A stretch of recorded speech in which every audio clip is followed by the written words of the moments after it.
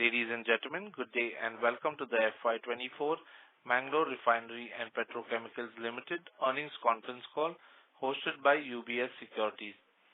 This conference call may contain forward-looking statements about the company, which are based on the beliefs, opinions, and expectations of the company as on date of this call. These statements are not the guarantees of future performance and involve risks and uncertainties that are difficult to predict. As a reminder, all participant lines will be in the listen-only mode, and there will be an opportunity for you to ask questions after the presentation concludes. Should you need assistance during the conference call, please signal an operator by pressing star then 0 on a touch-tone phone. Please note that this conference is being recorded. I now hand the conference over to Mr. Amit Rustagi from UBS Securities. Thank you, and over to you, sir. Thank you. Good morning, everyone. I am Amit Rustagi, Executive Director Research with UBS Securities. On behalf of UBS Securities, I welcome you all to the Q4 and FY24 earnings call of Mangalore Refinery and Petrochemicals Limited. We have the pleasure of having with us today the senior management of MRPL, represented by Mr. M.S. Kamath, Managing Director, Mr. Vivek Tongaonkar, Director Finance and CFO, Mr. Sanjay Verma, Director Refinery, Mr. B.H.V. Prasad, ED Projects, and Mr. Yogesh Nayak, Head of Finance. I welcome the entire team of MRPL to be with us. Now I would like to hand over the call to the management for the opening remarks, which will be followed by a Q&A session. Thank you, sir, and over to you. Thank you, Amit. Good morning to everyone. Thank you for joining today's call. I am Vivek Tongaonkar, Director of Finance and CFO of MRPL. I trust all of you are all well. As Amit has already mentioned, I have over here with me our Managing Director, Mr. Shyam Prasad Kamath, our Director Refinery, Mr. Sanjay Verma, our ED Projects, Mr. B.H.V. Prasad, and our Head of Finance, Mr. Yogesh Naik, along with our finance team over here. Today, I will discuss our financial and operational results for the past quarter, Q4, outline our strategic initiatives, and explain how these efforts align with our long-term objectives. We will also explore the challenges and opportunities we anticipate as we move forward. Let us begin with our financial performance for the quarter ending 31st March 2024. In Q4, we achieved a gross refining margin of $11.35 per barrel, a significant improvement from $5 per barrel in the Q3 of financial year 23-24. For the fiscal year 23-24, our GRM stood at $10.36 per barrel, better than the GRM of $9.88 per barrel for the previous year. Consequently, for Q4 of financial year 23-24, the PBT, profit before tax, and PAT, profit after tax numbers stand at rupees 1766 crore and rupees 1137 crore respectively. On operational basis, MRPL has posted the highest ever PBT and PAT in the financial year 23-24. The PBT for the financial year 23-24 stands at rupees 5,521 crore, which is 30% higher than the PBT of rupees 4,239 crore last financial year. Similarly, profit after tax for the financial year 23-24 stands at rupees 3,596 crore, which is 36% higher than the profit after tax of rupees 2,638 crore last financial year. The net worth of the company has increased to rupees 13,251 crore from rupees 9,835 crores in the last financial year, a 35% increase year on year. Additionally, the company prepaid some of the high interest bearing loans in the last financial year amounting to rupees 3,183 crores. Total loan repayment in the financial year 23-24 was rupees 5,058 crore. The debt equity ratio has therefore improved from 1.70 as on 31st March 2023 to 0.94 as on 31st March 2024. Coming to the physical performance, the company achieved a throughput of 4.6 billion metric tons in Q4 of financial year 23-24. This is the highest throughput ever in Q4 for the company. Further, the throughput for the whole fiscal year 23-24 stands at 16.59 million metric tons, and this is the second highest ever despite a major plant shutdown which occurred during Q2 of financial year 23-24. MRPL also posted highest ever distillate yield of 79.27% in Q4 of 23-24. The yield for the financial year 23-24 stands at 78.77% versus an already high number of 78.11% in financial year 22-23. The fuel and loss reported was lesser at 10.46% for Q4 and 11.02% for the fiscal year 23-24 versus 11.13% in the fiscal year 22-23. The company also constantly focused on bringing in value through diversified crude sources and hence procured and processed 3 new crudes during the year. The 3 crudes were Siberian Light from Russia, KG-D6 crude from Reliance BP's Ruby FPSO East Coast of Kakinada, India during February 24, and KG-98 crude from ONGC's East Coast block during March 2024. MRPL has further enhanced the capacity of desalination plant from 30 MLD to 40 MLD and hence now is not dependent on river water during the summer months. This move has paved the way for MRPL to constantly run on consistent throughput throughout the year. MRPL also won many accolades to its name during the year. Notable awards were Best Innovation in Refinery Award in Energy Technology Meet 2023, GEM Star Buyer Award from Government of India. MRPL also became the first AS9100D certified refinery in India, an internationally recognized certification for ATF production and distribution. The certificate established the best practices followed by MRPL with respect to ATF production and distribution. Coming to marketing, MRPL achieved the mark of 100 retail outlets in the financial year 23-24. The average sale per retail outlet is around 150 kiloliters per month, which is higher than the industry average. Totally, we sold 154,000 kiloliters of product, earning 76 crores over the RTP. As we are there, we have currently got 103 retail outlets already functioning. We have also started manufacturing and marketing mineral turpentine oil, MTO, from Q4 onwards. MTO is a key raw material used in paint industry. We are excited about our strategic direction for the future. Significant planning is underway for new projects aimed at enhancing our refineries GRMs by enhancing the petchem intensity from the current 10% to 12.5%. We anticipate an investment of approximately 8,000 crore over the next 5 years, primarily funded through internal accruals. We are also planning to launch some of the products through our patented technologies. One is isobutyl benzene, for which significant progress has been made and the pilot plant is already awarded. Additionally, we are steadfast in our commitment to sustainability, aiming for net zero emissions by 2038 in line with our parent company's goals. The refinery is already taking RLNG as a feed and can consume up to 0.65 MMSCMD of RLNG. Discussions and strategy to reduce the fuel and loss is formed up and project to import the grid power is on track. The targeted actions will not only build on green credentials of the company but also add to the bottom line substantially. MRPL has also paid its first ever interim dividend of rupees 1 per share, which is 10%. The board, during its meeting on the 3rd May 2024, has also proposed a final dividend of rupees 2 per share, which is 20%, subject to shareholder approval at the upcoming annual general meeting. Looking ahead to the next year, we are targeting a throughput in excess of 17 million metric tons with no planned shutdowns, aligning with our strategic focus on maximizing asset utilization. Despite the volatile market for crude and refined products, these challenges also present opportunities for MRPL to innovate and adapt.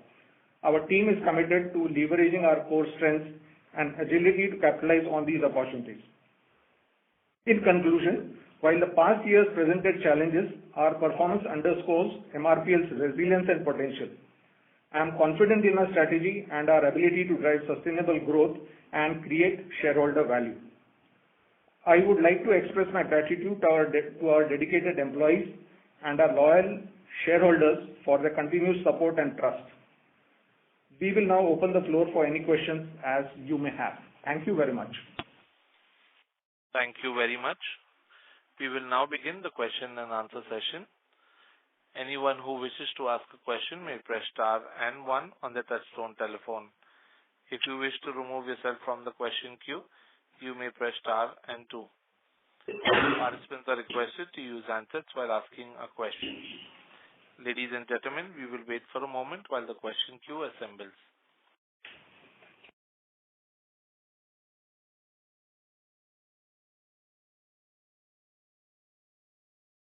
The first question is from the line of Sabri Hazarika from Emkay Global. Please go ahead.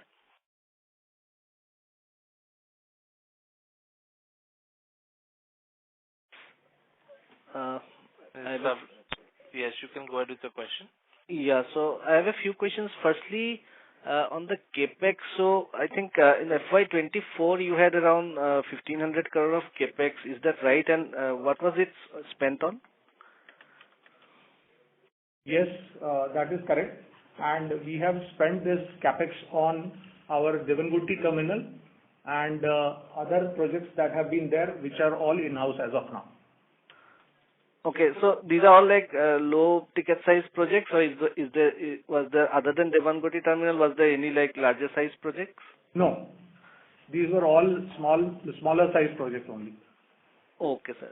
Secondly, you mentioned that 0.65 MMSCMD is the amount of RLNG that you can take, or is that the amount you are taking right now? That we can take maximum. Okay, and as of now, what would be the intake of RLNG? 0.4. 0.4 is the current intake. Okay, sir. Thirdly, any update on your green hydrogen tender that you have, electrolyzer tender that you have released probably a year back? That was an EOI. I'll let Mr.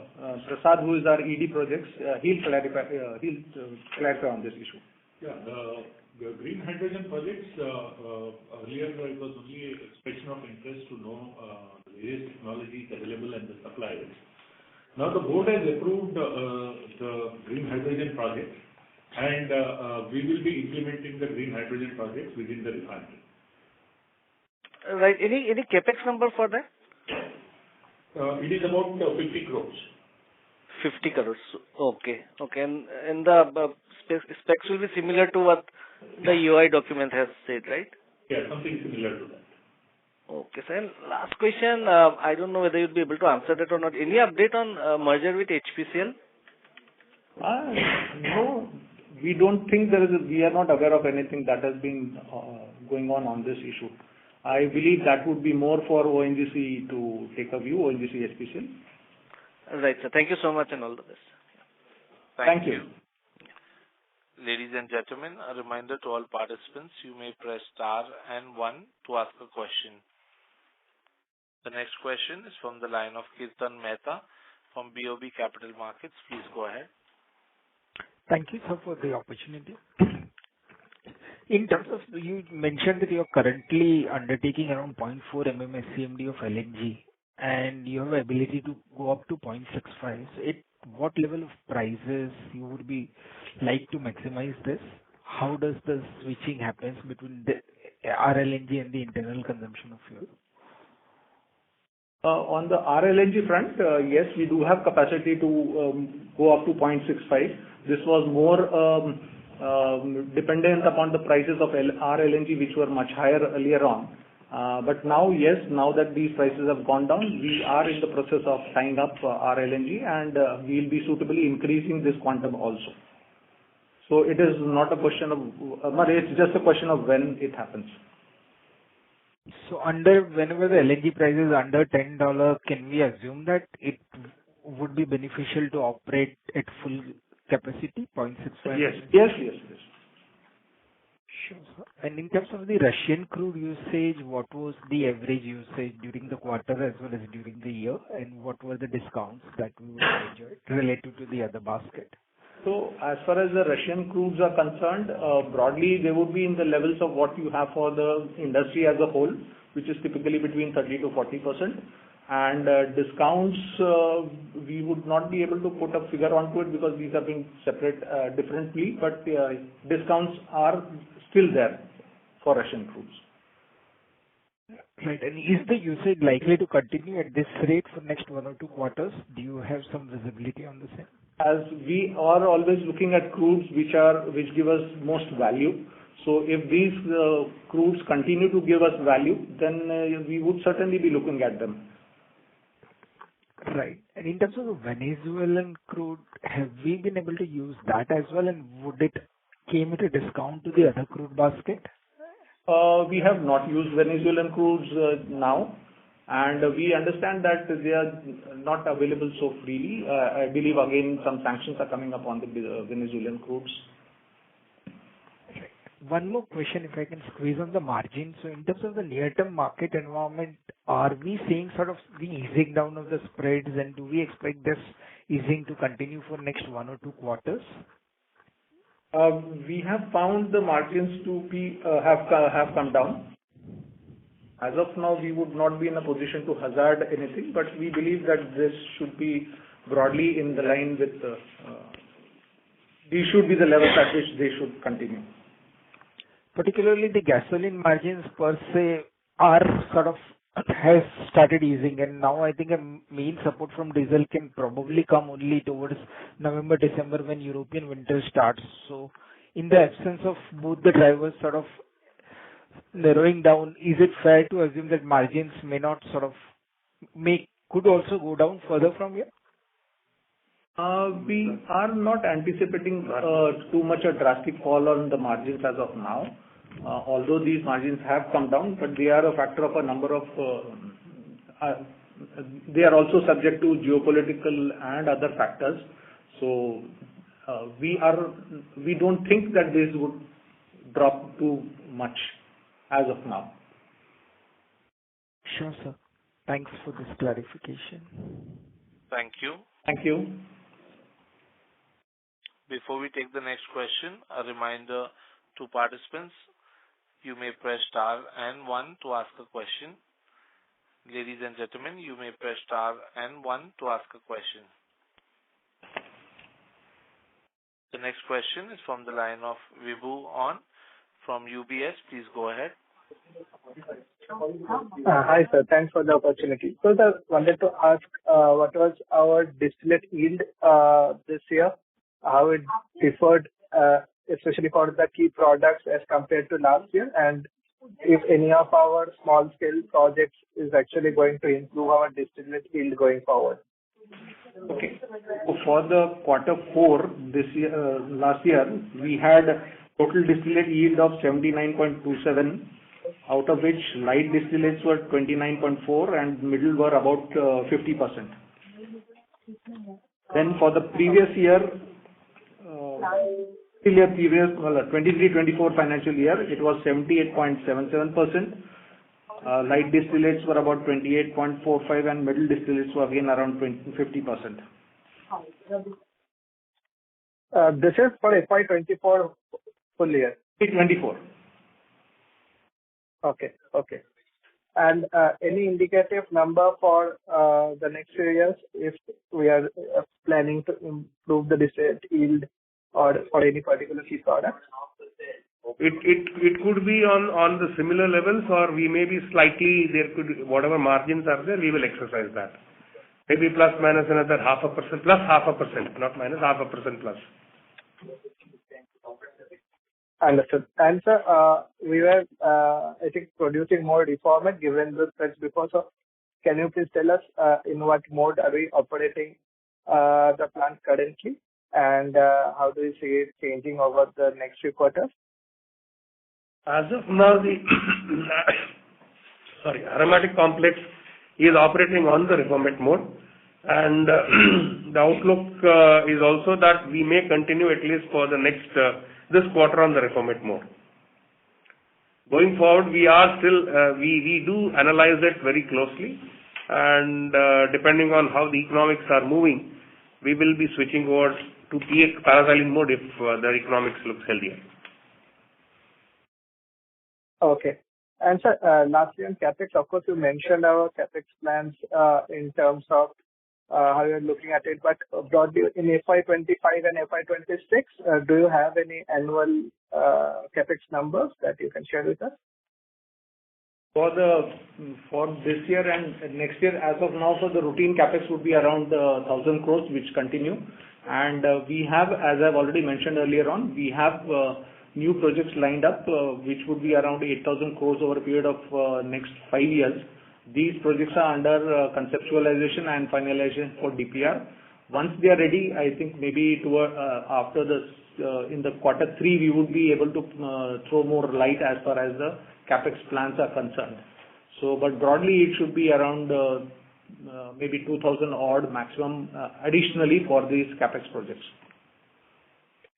Okay, sir. Thank you, sir. I'll come back in the Q&A. Thanks. Thank you. Thank you. Thank you, Viju. Ladies and gentlemen, a reminder to all participants, you may press star and 1 to ask a question. To ask a question, you may press star and 1. The next question is from the line of Sabri Hazarika from Emkay Global. Please go ahead. Yeah, thank you for the opportunity. So, couple of more questions. Firstly, on this KG 98/2 crude. This is, are you regularly taking it right now, or was it just a testing cargo? Have you signed any kind of contract with ONGC for that? No. See, we took first 2 cargoes which were there from ONGC. Now ONGC would also be going into that auction mode. That auction mode would be carried out by ONGC, and depending upon who wins that cargo, it would be taken by that company. Okay. And can you give us some idea on this crude? I mean, is it what could be the API and the sulfur content and all? Is it like, is your refinery like getting benefit out of that crude, or it is like any other crude? No, this is broadly. It is a low sulfur crude, and you can say we can comparable say with Mumbai high levels kind of a thing. Maybe there could be some plus minus on the cut yields on the cut particular range, but it's a low sulfur crude, and we can compare with Mumbai high. Okay, but you are open to like taking this 12,000, 13,000 barrels per day what they are producing right now. Yes. Okay. So it's like fitting your refinery configuration overall. Yes. Okay, sir. Yeah, thanks. And secondly, on your marketing side, I mean, you are like expanding retail outlets, but the marketing outlook again is like little bit volatile. So we've got margins fluctuating significantly. So, and of course, you have made 76 crore, which is like quite commendable. But last year has been like quite good for everyone. So, given the current circumstances, you are still fine with your like retail expansion plans, or is there a relook into it? And you had like I think 500 retail outlets sort of a permission. So, are you going ahead with that number? Yeah, I would say that we are continuing to look at marketing positively. We have a target of 1,000 outlets by 26-27, and also sales of 1 million metric tons products through these retail outlets. There could be small periods wherein retail outlets may not make money, or there would be certain issues as far as this pricing is concerned. But in the long run, we are sure that it is good to be in this retail outlet. If you see, it gives us a better price than RTP also. So compared to exporting our products, if we have a retail outlet, we get the better margins in at least most of the periods. Right. And sir, last question. Any update on your 2G ethanol and bio ATF plans? Yeah, Mr. Prasad would be able to. Yeah. Regarding bio ATF, the board has approved the project. of the bio ATF, and we are in the process of finalizing the consultant for the execution of the project. Will be shortly, we'll be finalizing and moving ahead. This particular project is coming within the refinery complex. As regards to 2G ethanol, we are looking into various options to make the project more viable. As of now, the board has asked us to look at various options to make the project more viable. As of now, the project is not viable, so we are not moving ahead unless the project becomes viable. Okay, sir. And on the bio ATF, how much could be the capex? And do you have the confidence of airlines in terms of like offtake? Because airline companies generally tell that it is almost like 3x, 4x the price of hydrocarbon-based ATF. So I know they have got their own sustainability goals. So are you confident? I mean, what could be the capacity, the capex, and your confidence in placing them with domestic airlines? Capex is about 350 crores. 250 crores. Okay. Yeah. 350 crores. 350. Yeah. And we are confident of selling this product at premium because internationally by 2027 it is mandatory that SAF blending is mandatory. So we are confident of getting the margins. Even a lot of airlines as well as international airlines have shown interest. Okay, and what could be the capacity and what exactly is the capex for? I mean, would it be a new plant or it would be like a blending sort of a thing, or is there some other process altogether for that? Yeah, now this particular plant is what we are putting up is a demo plant, which is of 20 KLPD plant. We are also looking into the possibility of other modes of producing by sustainable aviation fuel. They are also in advanced stage of study. So it's a facility, right? I mean, it's a unit that you have to set up. It's a unit which is coming up right now. The board has approved one unit which is coming up, which is going to be constructed within the refinery. Okay, and the feedstock will not be crude oil. It will be something else? Feedstock will be the vegetable oil, used cooking oil, tree-borne oil, and which is available plenty in this region. Okay, sir. Got it. Thank you so much. Yeah. Thanks a lot. Yeah. Thank you. A reminder to participants, you may press star and 1 to ask a question. The next question is from the line of Abhishek Datta from Anand Rathi Share and Stock Brokers Limited. Please go ahead. Sir, I just wanted to know what was the inventory gain for this quarter and for the full year? Inventory gain for this year was $0.58 per barrel. And what was the next question? And for the quarter? For the quarter, it was around $1. Okay, sir. Okay, thank you so much. Thank you. Ladies and gentlemen, you may press star and 1 to ask a question. The next question is from the line of Amit Rustagi from UBS Securities. Please go ahead. Yeah, thanks, sir, for giving this opportunity.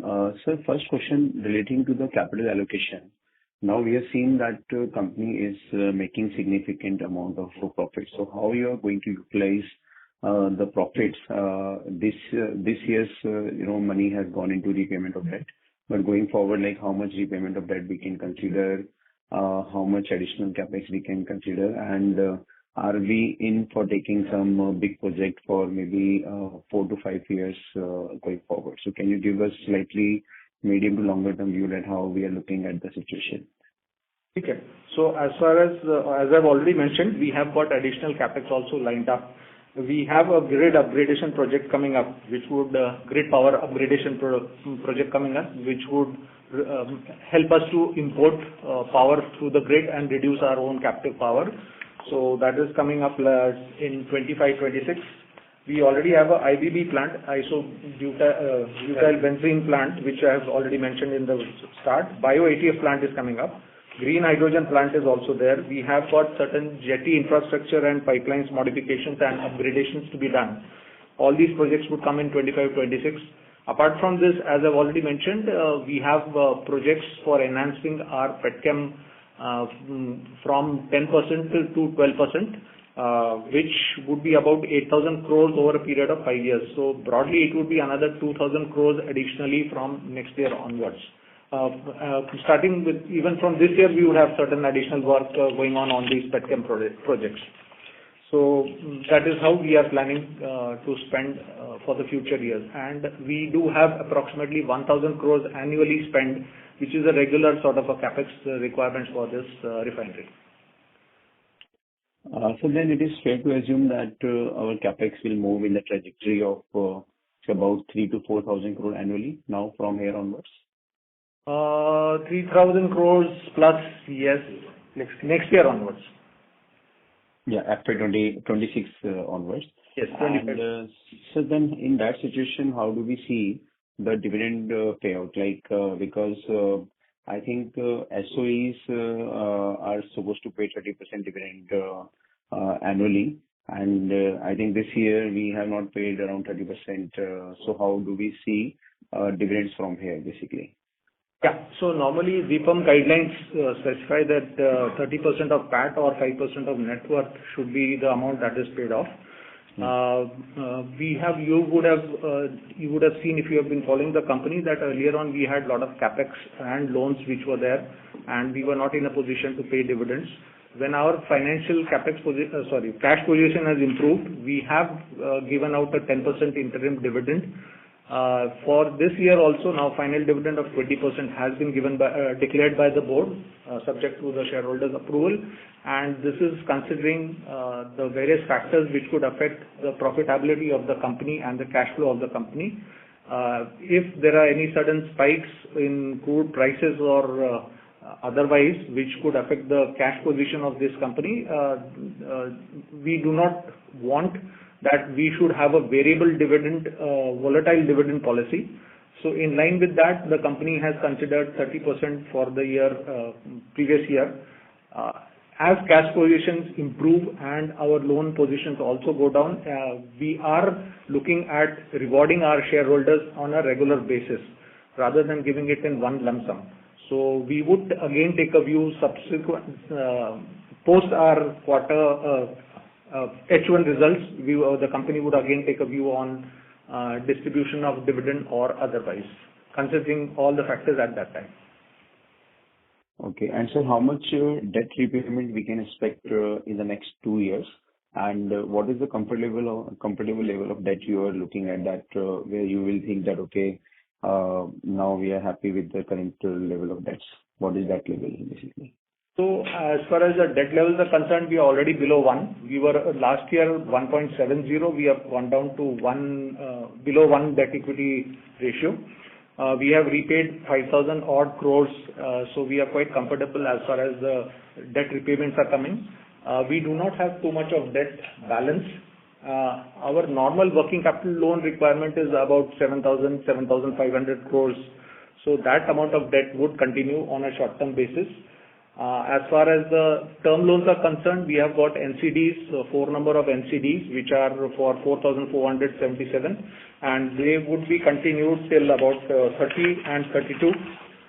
The interest rates are also quite benign, so we are not in a hurry to repay those loans as such. And for the year 24-25, we are the loans repayable are 1,174 crores, which we are sure that we will be able to do it through our own internal accruals. There are no other major loans which require repayment as of now, and whatever loans that are there are like OIDB loans, which are at very good interest rates. Okay. Really, the interest have been between 6% to about 7.5%. So then we can consider 10,000 crore of debt level broadly. You are happy with basically. As the net worth goes up, we would be in a position to have better debt levels also.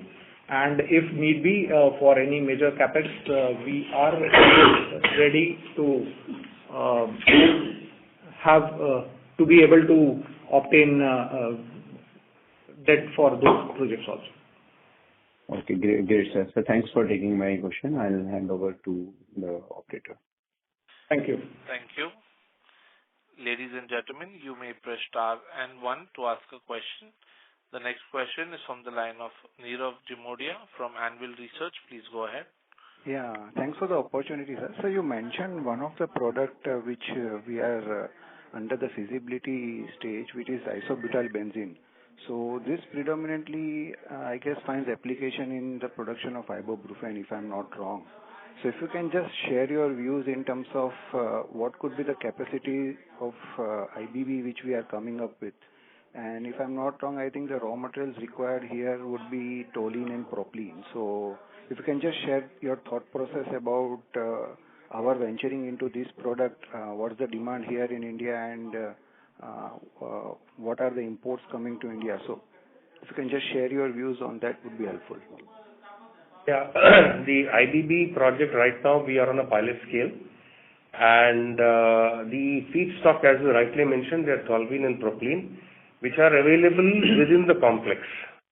So that's the advantage that we gain. And the technology is based on our patent. Secondly, we are confident that whatever demand which is there in the country, this will be a kind of around 10,000 to 15,000 tons per year capacity, which will be a kind of a mega scale plant for that product. And we are confident of with our pilot, we will be able to establish the market with that to start with.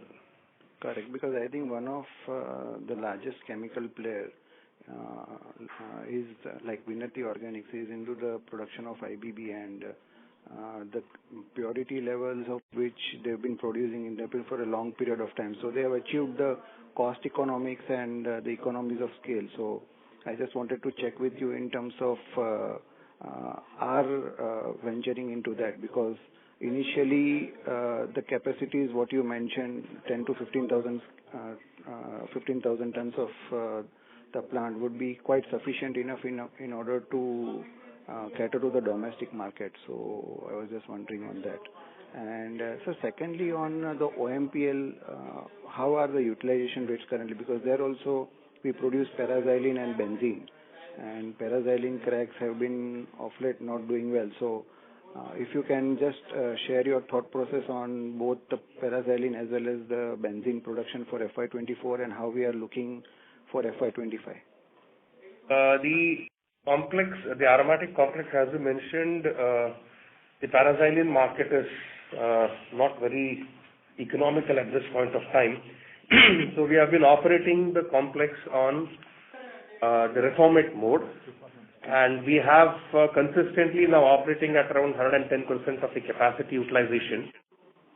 During the last financial year, we have produced around 800,000 tons of reformate, and we have exported it. Benzene also we have been producing from the complex. We have produced about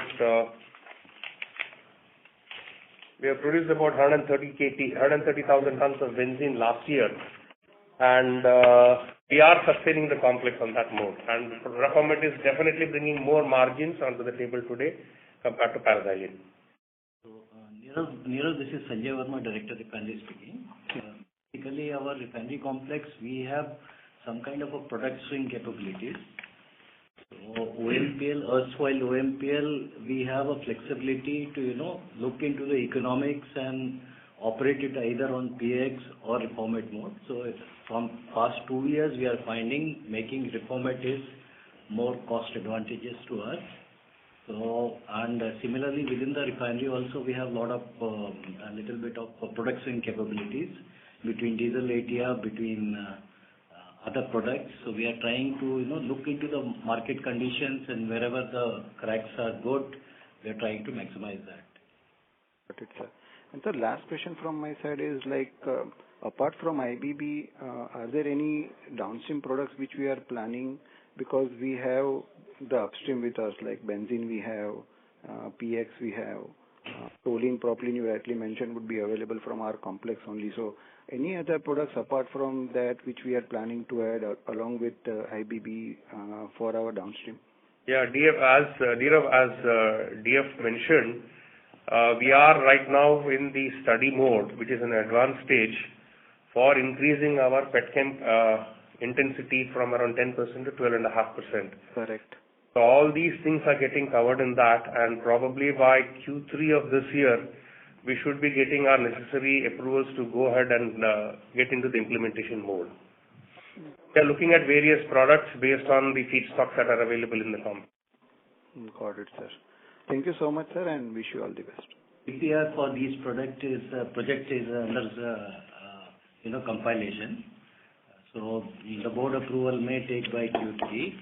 By that time, this all kind of these projects are being evaluated, and which brings more economic value to the company. Those projects will be onboarded. Products will be onboarded in this expansion. Got it, sir. Got it. Thank you so much, sir, and wish you all the best. Thank you. Thank you. A reminder to participants, you may press star and 1 to ask a question. The next question is from the line of Harsh Maru from MK Global. Please go ahead. Thank you for the opportunity. My question basically pertains to the bio ATF part. So 2 specific points over there. One is, when do we expect bio ATF output to be available for sale?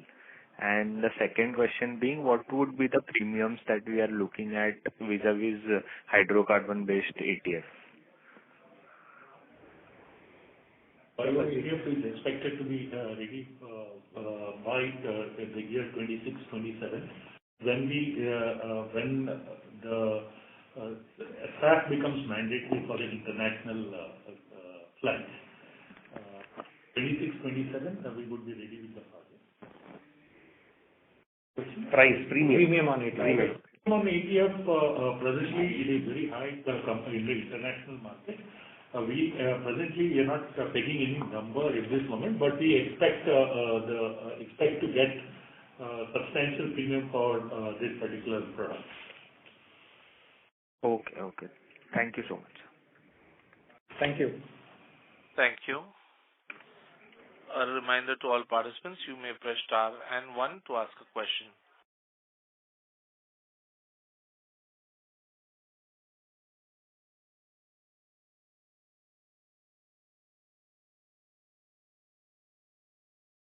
Ladies and gentlemen, that was the last question for today. As there are no further questions from the participants, I now hand the conference over to Mr. Vibhu Ayon from UBS Securities. Thank you, and over to you for closing comments. Thanks, moderator. We are extremely grateful to host this insightful earnings call, and I would like to extend our heartfelt gratitude to the company management for taking out their time for the call. And I would like to thank all the analysts, investors, and experts for dialing in.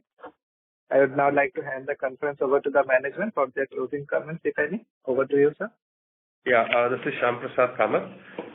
At the outset, thank you all for participating in this Concall, and it was a privilege for us also to have at least a Concall and try to address your whatever clarification questions that you have had, and hope we have met all the expected responses to all your clarifications.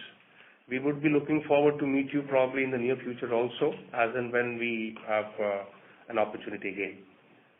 Thank you on behalf of the entire team here, Director Finance, Director Refinery, ED Projects, GGM Finance, and entire finance team present here. We would like to thank you all.